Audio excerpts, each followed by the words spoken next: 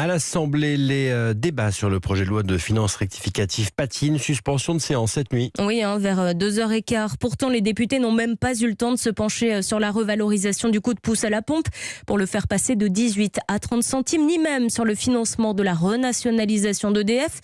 Un calendrier bousculé. Jacques Serret, la première lecture devait déjà se terminer vendredi dernier. Ça commence à devenir compliqué pour la Macronie.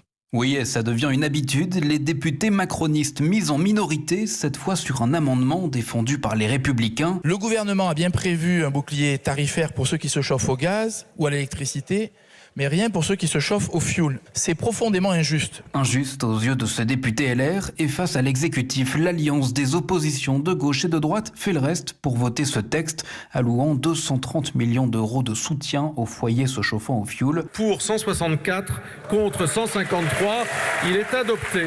Les marcheurs pris au piège également des nombreux amendements de la France insoumise. Je voudrais qu'on parle de nos pompiers. De quoi provoquer l'exaspération du ministre de l'économie, Bruno Le Maire. Mais mettez-vous à la place d'un de nos compatriotes qui nous voit avoir des débats interminables sur le nombre de pompiers qu'il faut recruter. Mais pourquoi pas le nombre de gendarmes, le nombre de policiers, le nombre de CRS, le nombre de personnels hospitaliers. Donc évitons ce dévoiement démocratique.